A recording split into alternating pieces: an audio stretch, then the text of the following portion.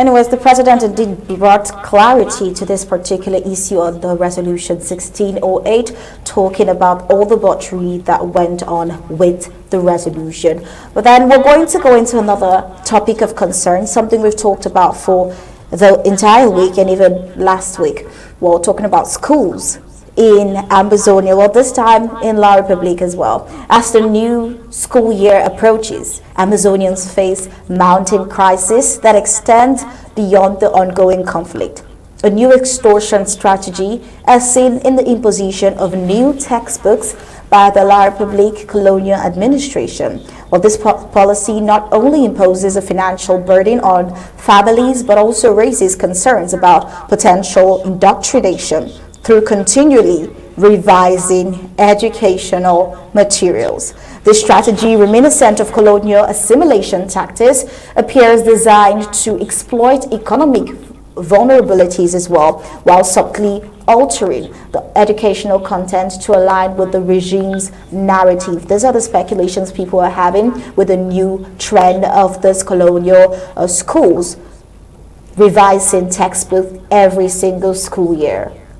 Well, the La Republique, the Cameroon government administration's practice of annually updating textbooks has rendered them unusable for younger siblings. This frequent revision is not merely an educational reform, but seems to serve as a lucrative business venture for both the regime and textbook publishers, as noted by Dr. Tataf Emmanuel, who is also the CEO of Afro Brains Cameroon. Now, this policy disproportionately impacts parents who are already struggling to manage basic needs such as food and healthcare. Dr. Emmanuel's analysis highlights the severe financial strain this practice imposes on families. Historically, Cameroonian students could rely on a single set of textbooks throughout their secondary school education, with books being passed down from one sibling to the next. This practice not only eased financial pressure, but also fostered a culture where education was valued over commerce. The cost savings allowed parents to allocate resources to other essential areas, providing a more equitable educational opportunity across various economic backgrounds. However, the current shift towards annual textbook changes disrupts the tradition, transforming education from a fundamental public service into a profit-driven enterprise. The rationale behind these frequent updates remains dubious, as there are no substantial educational advancements that necessitate such regular changes.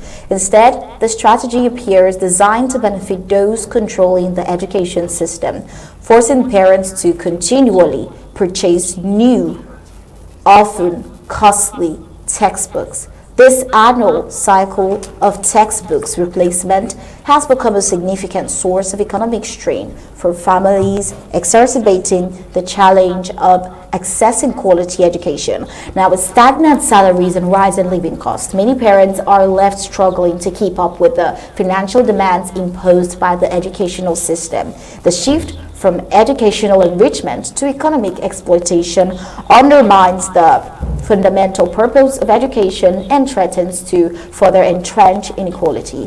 While the ongoing practice of frequently changing textbook under the guise of educational improvement reflects a broader colonial strategy aimed at economic exploitation and potential indoctrination. By making educational resources inaccessible and continually revising content, the La Republique Colonial Administration does not only burden families but also risk altering historical narratives as education increasingly becomes a commodity rather than a right. It is crucial to address these issues to ensure that learning remains a path to progress and equality rather than a tool for perpetuating economic and ideological control.